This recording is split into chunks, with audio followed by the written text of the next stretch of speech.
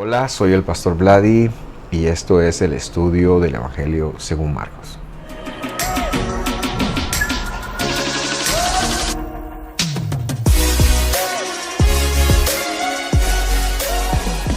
Bien, estamos acá nuevamente con el mismo gozo, con la misma alegría de siempre, transmitiendo con mucho cariño, con mucha ilusión se me hace a mí el poder compartir un poco de lo que Dios ha puesto en nosotros y de su palabra.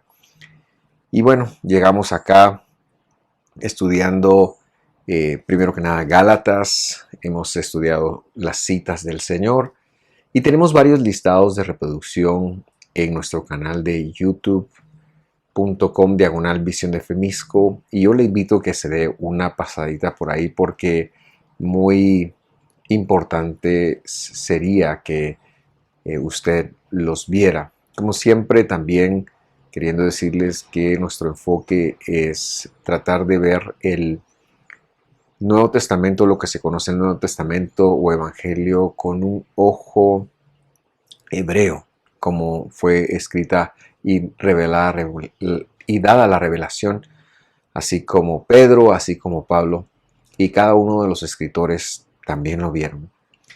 Muy bien, vamos a orar y le pedimos queremos pedirle a Dios que nos guíe esta tarde, que sea Él que nos dirige. Señor, en el nombre de Jesús, llegamos acá con mucha ilusión, necesitando de ti una palabra. Hoy, en esta oportunidad, te pido que abras nuestros ojos, nuestro entendimiento y podamos hacer las conexiones que tengamos que hacer. Bendice tú a cada uno de mis amigos virtuales que me acompañan en esta oportunidad y a quienes lo vayan a ver en diferido. En el nombre de Jesús lo pedimos. Amén y amén. Muy bien, recordará usted que la semana pasada en el estudio 8 veíamos el tema de los espíritus de la impureza, poderes que venían para inhabilitar, para debilitar el poder de Dios en nuestras vidas y como tanto tener derechos legales de llevar a la degradación de las personas y cómo Jesús lo enfrentó. Y bueno, después de haberlo visto, yo me quedo todavía con algunas inquietudes, me quedé con algunas inquietudes como por ejemplo el hecho de que un espíritu inmundo tiene acceso a nuestra mente. Un espíritu es corpóreo, solo que tiene un cuerpo que nosotros no podemos ver y por lo tanto sí tienen acceso a nuestra mente, y esas frecuencias que impulsan en el cerebro pues conducen a las personas a hacer muchas cosas que les apartan de Dios, y el que está apartado de Dios está en oscuridad completa. Entonces no hay sino una opción, tener el poder de Dios para liberar a las personas que Dios quiere liberar. Bueno, si usted no lo ha visto, yo le invito a que se dé una vista por ahí, pero hoy tenemos otro tema y el tema es las credenciales del Mesías.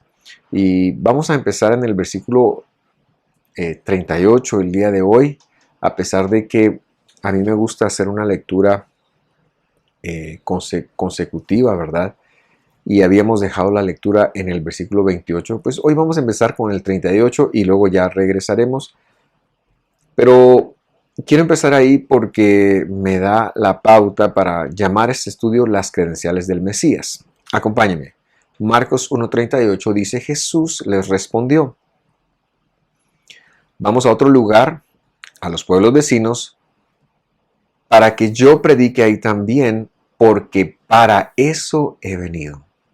Y la razón de empezar en este versículo fue que me impresiona que Jesús, que Dios mismo esté dando las razones y que conectemos las razones y que el escritor sagrado también lo tenga de alguna manera clara.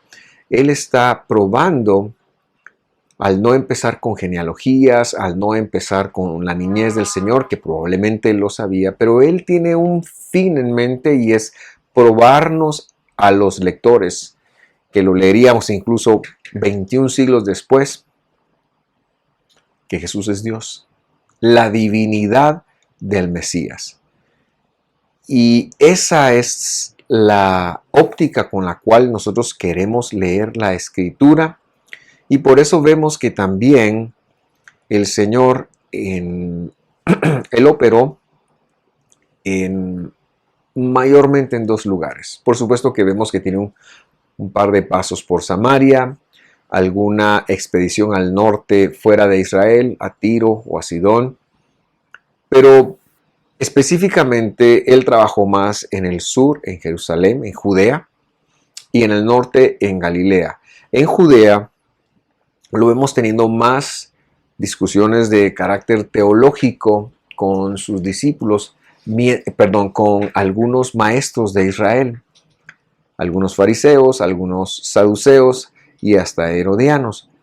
Pero en el norte nosotros lo vemos a él haciendo más milagros, libertando y de alguna manera evidenciando el poder de él mismo, el poder de Dios, evidenciando su divinidad. La palabra predicar que hemos leído viene del griego que significa ser un heraldo divino, o sea, proclamar las bondades de Dios, pero no solo proclamarlas de una forma verbal, sino ejecutarlas, hacerlas y de alguna manera cumplir la palabra que él mismo, cuando estaba en otra dimensión desconocida y cuando estaba con otra etiqueta, es decir, cuando se le refería a él como Elohim o como Yud-He-Vav-He, el nombre, el tetragramón que traducen como Señor o Jehová, que él tenía esas promesas que él había dicho que vendría a ser. Y yo quiero leer una con usted que se encuentra en Isaías capítulo 33, en el versículo 22. Leemos y dice así. La he transliterado, y dice así, porque Adonai he traducido el nombre que hablan como Señor o Jehová por Adonai, porque nadie sabe cuál es la pronunciación. Y Adonai quiere decir mi Señor, porque Adonai es nuestro defensor. Algunas Biblias traducen juez. La palabra aquí es Shafat. Es la misma palabra que encontramos en el libro después de Josué, en el libro que nos tradujeron como jueces, que más que un juez, es un defensor. Por eso es que usted veía que cuando los jueces de Israel juzgaban, ellos venían y los libertaban. La palabra Shafat, más que juzgar, sí es un juez, pero en el sentido de defender. Porque Adonai es nuestro defensor, Adonai es nuestro legislador. Y esa palabra es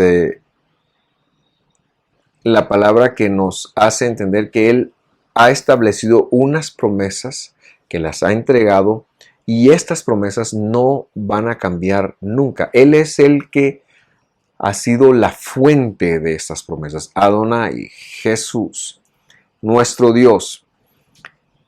Y luego dice, Adonai es nuestro rey, nuestro rey.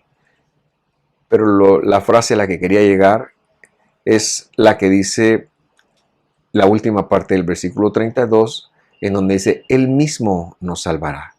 Él no va a enviar un mensajero, no va a enviar un ángel, no va a enviar a nadie más. Primero, porque nadie más puede salvarnos. Y segundo, porque Él está prometiendo que será Él mismo quien nos salvará. Y esto es impresionante. Eso quiere decir que Él tendría que venir a la tierra. Él tendría que evidenciarse. Y aquí está descrita toda su obra, como el Dios omnipotente, el Dios incomprensible, hace una metamorfosis de esa imagen que nosotros no podemos llegar a comprender en nuestra mente finita y se disminuye en honra, como lo narra el Evangelio, hasta parecer un hombre, hasta ser como uno de nosotros, hasta caminar, comer, vestir y tener las limitaciones de nosotros, representando siempre la imagen del Dios invisible. Y con esto en mente, es importante volverlo a leer, porque Adonai, pero Adonai, Jehová, Señor, como usted quiera traducirlo, por favor lea Jesús, porque Jesús es nuestro defensor. Jesús es nuestro legislador, Él es el que ha dado las promesas. Jesús es nuestro Rey, Él mismo nos salvará. Y Isaías escribe esto unos 600 años antes del nacimiento de Jesús, pero nosotros lo estamos leyendo 2000 y pico años después del nacimiento de Jesús. Entonces, para leerlo correctamente, nosotros tenemos que leer, Él mismo nos salvó, no envió a alguien más. Y eso, a la luz de eso, es que queremos leer el Evangelio. Acompáñeme el versículo 29. Marcos 1:29, regresamos a Marcos.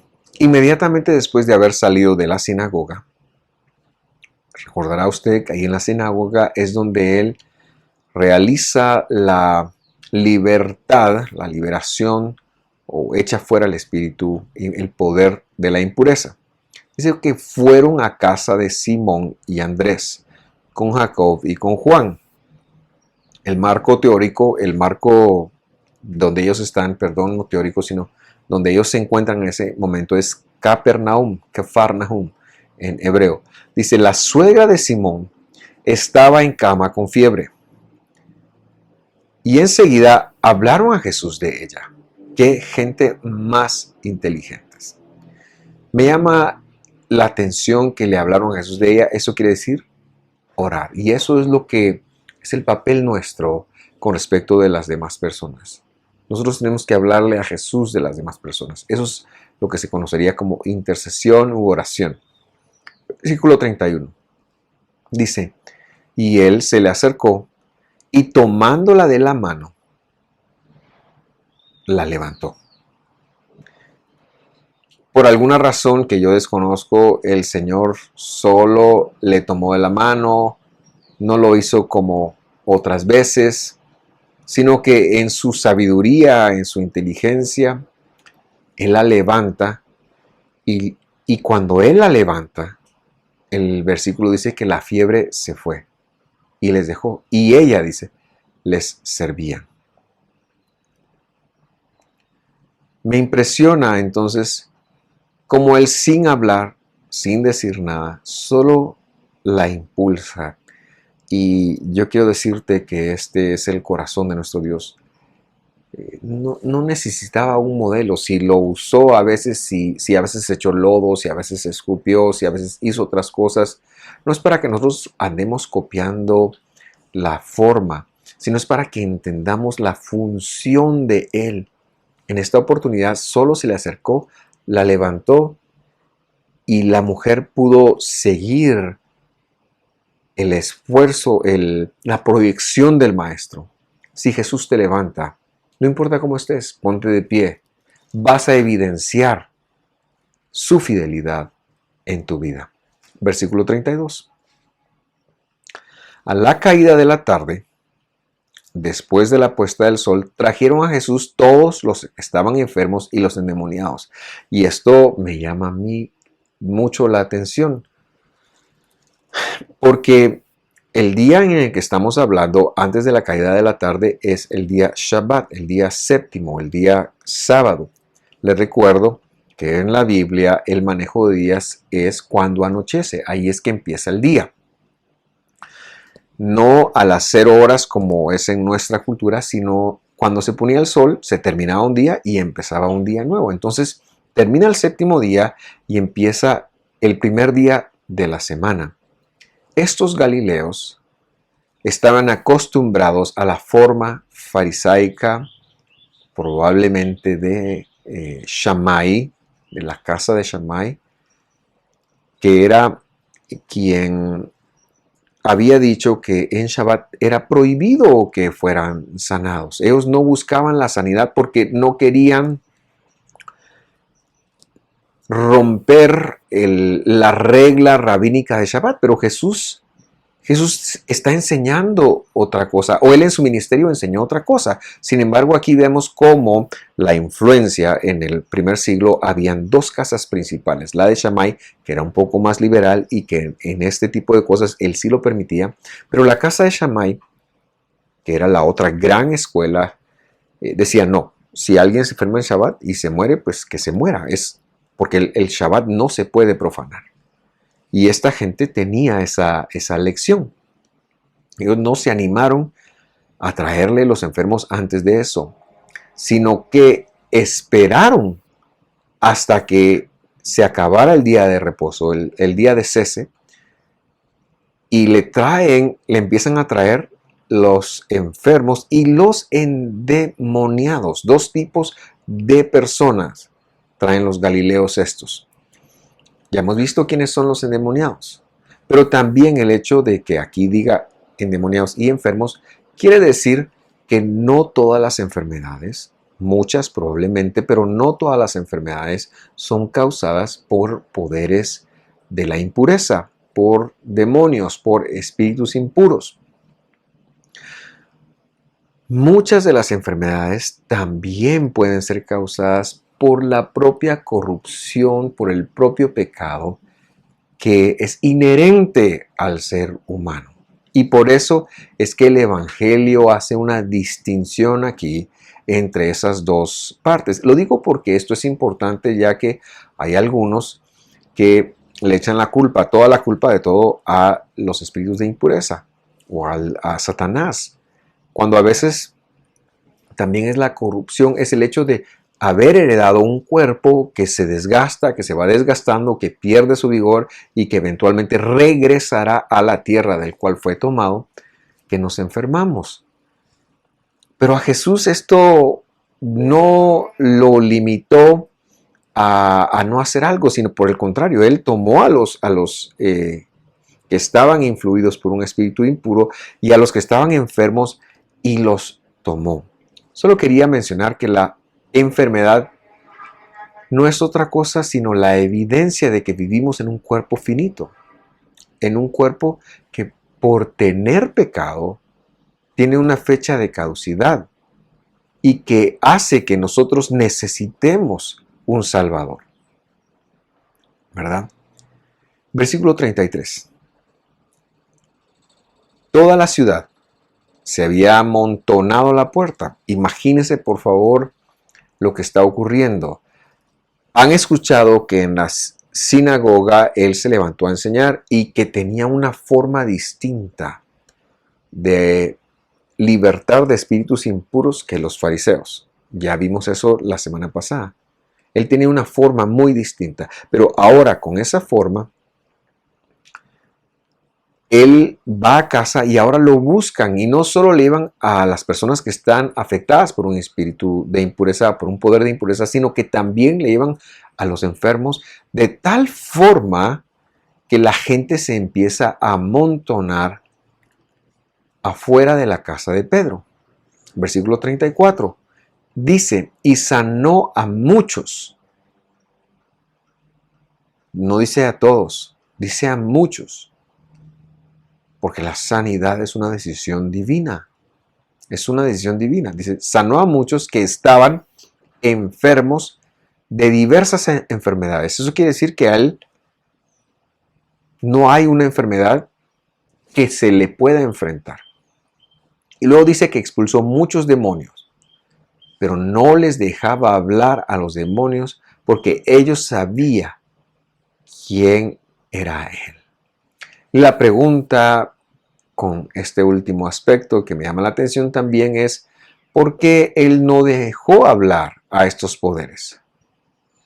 ¿Por qué él no permitió? Hubiera sido muy fácil generar algún temor en las personas, alguna influencia, pero él dijo no los voy a dejar hablar. Y la respuesta ya la ha dicho. El heraldo de las buenas nuevas es él. El que venía a rescatar es él mismo. Él venía a cumplir su palabra. No estaba bien que el mensaje llegara a través de los poderes de la impureza. Verso 35. Antes de leer el verso 35, quiero decirle que este no lo voy a comentar. Y le explico por qué después de leerlo. Verso 35. Levantándose muy de mañana, cuando todavía estaba oscuro, Jesús salió y fue a un lugar solitario y allí oraba. La imagen que se pone en muchas mentes cuando leen esto es la imagen de dos personas distintas teniendo una conversación. Y este versículo necesita ser explicado en un contexto individual. Entonces, la semana siguiente, hoy estamos en el estudio 9, pero en el estudio 10 vamos a explicarnos, vamos a tomar el tiempo de explicarnos muy bien qué es eso del Abba, que es el Padre, y seguramente yo sé que usted va a ser bendecido. Por lo tanto, le pido que dejemos ese pendiente ahí y sigamos con la lectura. Versículos 36 en adelante. Y Simón y sus compañeros salieron a buscar a Jesús, es decir, cuando fue temprano, después de un día de liberación, después de un día de mucha sanidad, él salió temprano, necesitaba meditar, y luego salieron a buscarlo. Verso 37, lo encontraron y le dijeron, todos te buscan. Jesús respondió, sí, vamos a hacer una campaña para denominarme Mesías. No, para nada. Él respondió, vamos a otro lugar, a los pueblos vecinos, para que yo sea un heraldo ahí también, porque para eso he venido. Y este es el versículo con el cual nosotros iniciábamos el estudio de esta tarde. Y yo conecto y entiendo que el Señor no estaba por fomentar un movimiento que fuera de esta tierra, sino que Él estaba aquí cumpliendo su palabra a cabalidad, cumpliéndole la promesa a Abraham, ese testamento que le había entregado, que ya hemos hablado de ello mucho en el estudio de la carta a Gálatas, que se conoce también como el pacto de Abraham. Él ya lo había entregado y Él está cumpliéndolo. Eso sí, es necesario que lo oigan muchas más gentes. No es necesario solamente concentrarte en un lugar, porque el corazón del Señor está para toda la humanidad. Y por eso el verso 39 cierra esta parte diciendo, y fue por toda Galilea, predicando en sus sinagogas y expulsando demonios. Ahora, a mí me llama mucho la atención este versículo o este pasaje. En primer lugar, porque Galilea era una región que para ese entonces tenía muchos pueblos que también eran griegos. Y muchos pueblos que no eran griegos, en los cuales vivían solo judíos. Me explico un poco. En un siglo antes de Jesús, unos 150 años de Jesús, bueno, realmente más, ¿verdad? Desde hace unos 250 años antes de Jesús, el imperio greco-sirio, que es el imperio que al final se queda con Israel, de Antíoco Epífanes, había helenizado, había colonizado, habían movido a muchas personas al norte de Israel. Todavía vivían judíos y ellos empezaron como a dividirse porque sus costumbres no eran compatibles. Cuando en el año 145, 150 y por ahí a mediados del siglo II antes de Cristo, se produce la guerra y la victoria de los macabeos sobre el imperio griego, y los israelitas quedan por un espacio de más o menos 100 años autogobernándose, que también esto lo hemos visto muy extensamente en los estudios de la introducción a la Biblia. Encontramos que se poblaron las regiones nortes de Galilea de griegos y de judíos, y no mucho que convivían entre sí. Es decir, había una ciudad que era completamente griega y a la par podría haber una que era completamente judía. Pero vemos aquí al Señor que iba a sus sinagogas, a las casas de estudio, como buscando libertar a las personas que de alguna manera eran del pueblo, y eso me llama a mí mucho la atención, que se movía hacia con ellos, y yo creo que todo esto tiene que ver con la promesa que él había extendido para que sus discípulos y sus subsiguientes generaciones fueran ellos los que fueran, valga la redundancia, a todo el mundo, porque esa era la intención original de Dios. Pero él tenía que sentar una base y para eso tenía que enfocarse. La otra cosa que me llama la atención a mí es que el Señor está llevando, es su intervención, su poder a todos los lugares posibles. Desde la creación no ha habido forma de derrotar el pecado. Y lo que él está diciendo, mostrándose en distintos pueblos, es que él es precisamente el que viene a derrotarlos, y precisamente el que viene a cumplir lo que se ha prometido. Por eso mencionábamos también a Isaías, y aterrizaremos en ese verso para terminar.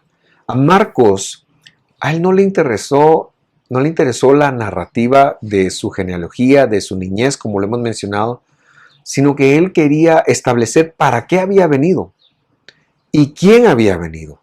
Vino para derrotar al pecado, y vino el Hijo, el Dios mismo fue el que vino. Eso es lo que a Marcos le interesa, y por eso él entra de una vez a su narrativa como lo hace, porque el Mesías, Dios mismo, había venido a derrotar el pecado y la obra del maligno.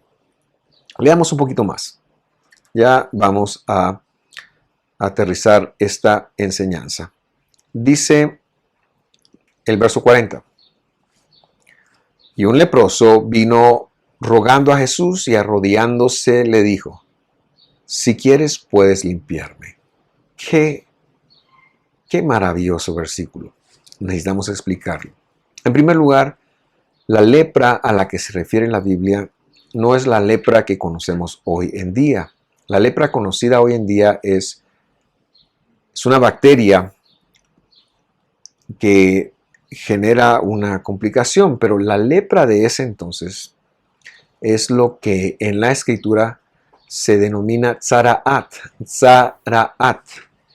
y era una afección en la piel que era el resultado de algún pecado, especialmente los pecados que tenían que ver con la lengua, con el lashon hara o maledicencia. Lashon hara quiere decir la lengua mala.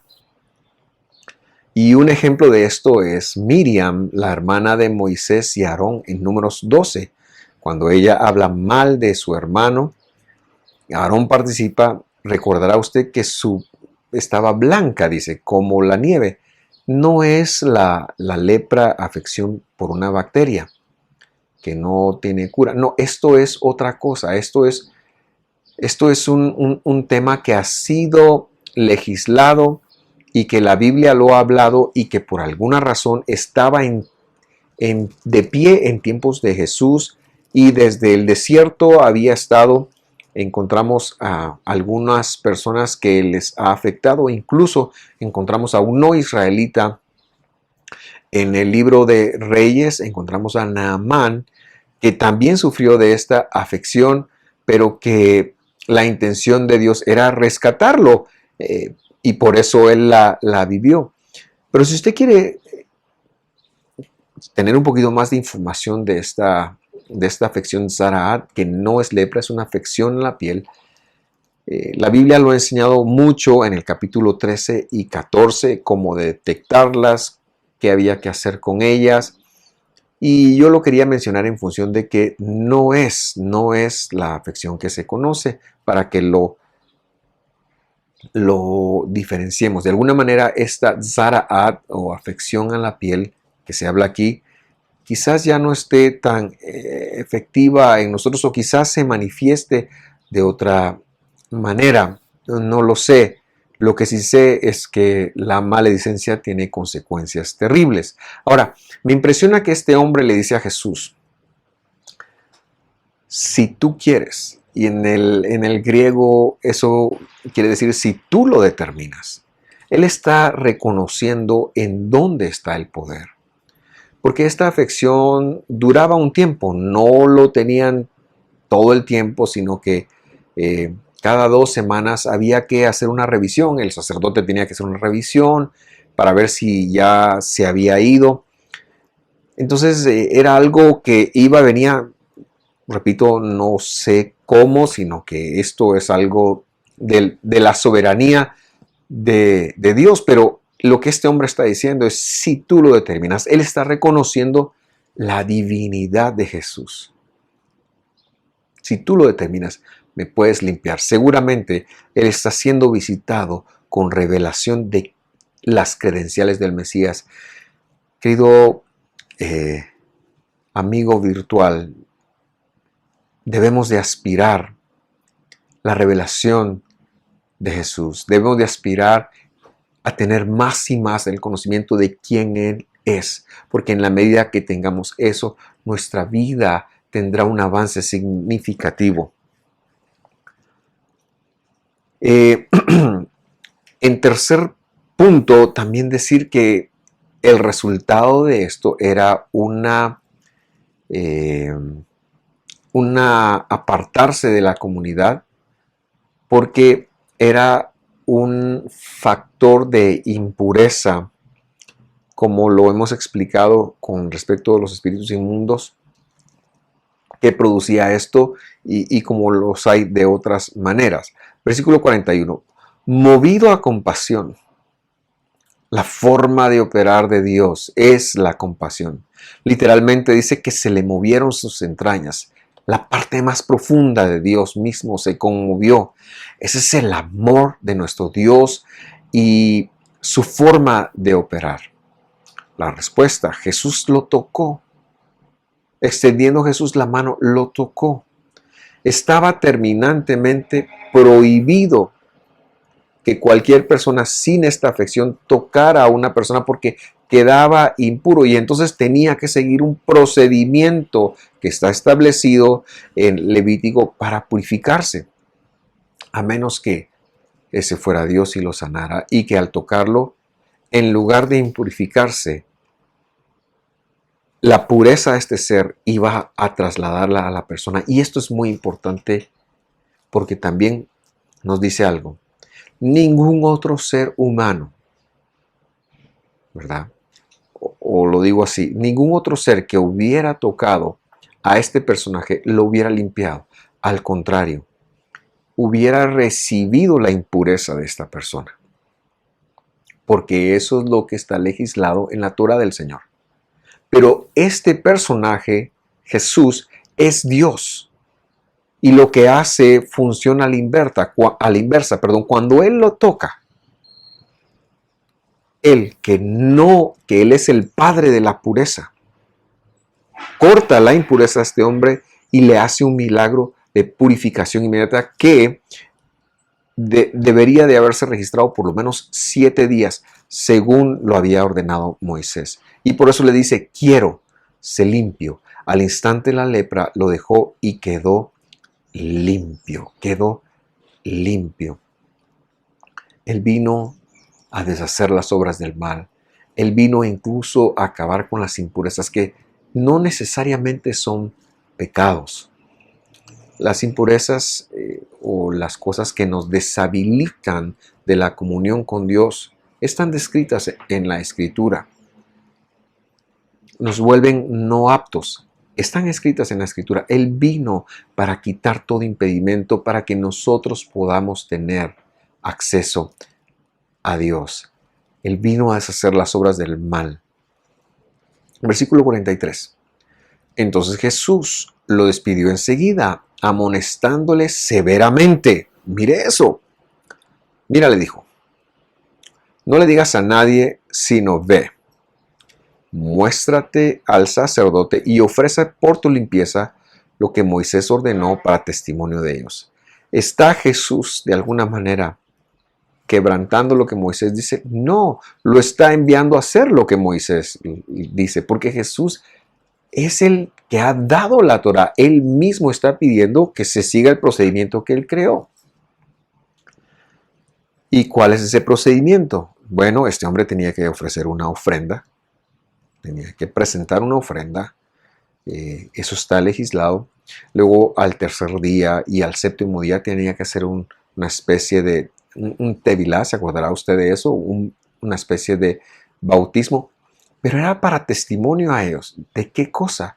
De que Dios mismo lo había sanado y de que este hombre estaba nuevamente en orden. Es importante estar en orden y es importante que nosotros demos testimonio de que estamos en el orden de Dios. Dios nos exige que estemos en orden. No nos sana, no nos liberta para que hagamos lo que pensamos que esté bien, sino para que hagamos lo que Él nos ha dicho. Y por eso le pide eso. Versículo 45. Pero él, en cuanto salió, comenzó a proclamarlo abiertamente. Jesús le había dicho, mira, no estés diciendo esto. Y a divulgar el hecho, a tal punto que Jesús ya no podía entrar públicamente en ninguna ciudad, sino que se quedaba fuera en lugares despoblados y venían a él de todas partes. Qué maravilloso, qué maravilloso que el poder de Dios habite en nosotros de tal manera que también nosotros podamos seguir haciendo las obras de Jesús. Eso es un deseo muy grande. Y como le he dicho, aterrizo finalmente en el versículo, en el pasaje de Isaías, capítulo 33, versículo 22, porque Adonai, Yehoshua, Adonai Jesús, es nuestro defensor.